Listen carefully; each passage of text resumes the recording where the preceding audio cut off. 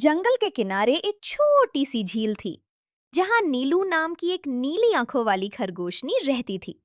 वो बहुत हंसमुख थी, लेकिन उसके मन में एक राज था जो उसने किसी को नहीं बताया। उसके पास एक छोटी सी लकड़ी की पेटी थी जिसे वो हर रात अपने बरों में ले जाकर छुपा देती। नीलू की सबसे अच्छी दोस्त थी तिम्मू नाम का बूढ़ा उल्लू। तिम्मू बहुत बुद्धिमान था, लेकिन अब ज्यादा उड़ नहीं पाता था। वो अक्सर नीलू को कहानियां सुनाया करता, खासकर एक पुरानी गुफा की जो झील के दूसरी तरफ थी। एक रात कुछ बदला हुआ था। उस दिन झील का पानी कुछ अजीब सा था, चुप, ठंडा और धुंध से ढंका। नीलू कुछ परेशान लग रही थी। तिम्मू, मुझे तुमसे कुछ जरूरी बात करनी है, नीलू फुसफुसाई।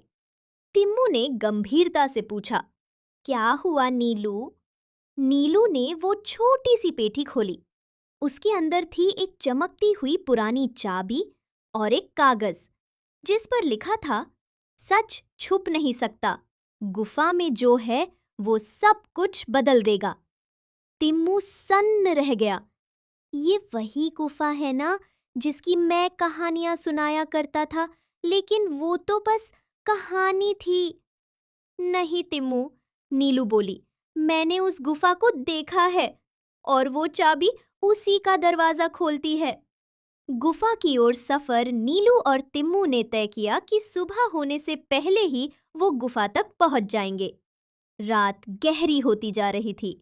जंगल में हर तरफ सन्नाटा था, पर जैसे जैसे वो गुफा के पास पहुंचे, नीलू की चाल धीमी हो गई।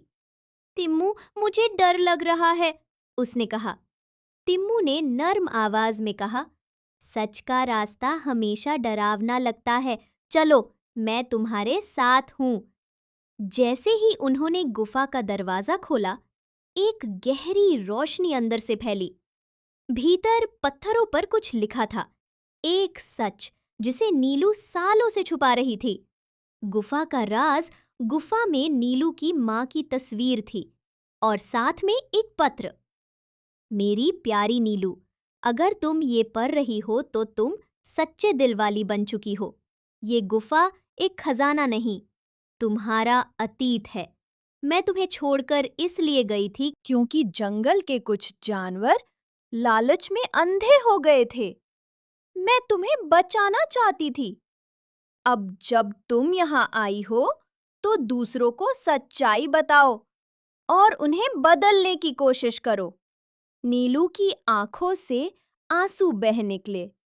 तिम्मू भी भावुक हो गया। तुमने बहुत साहस दिखाया नीलू, उसने कहा। नीलू बोली, अब मैं जंगल के हर जानवर को बताऊंगी कि सच से भागना नहीं चाहिए। जैसे ही वो गुफा से बाहर निकले, सामने खड़ा था भोपू, जंगल का सबसे चालाक लोमड़ी।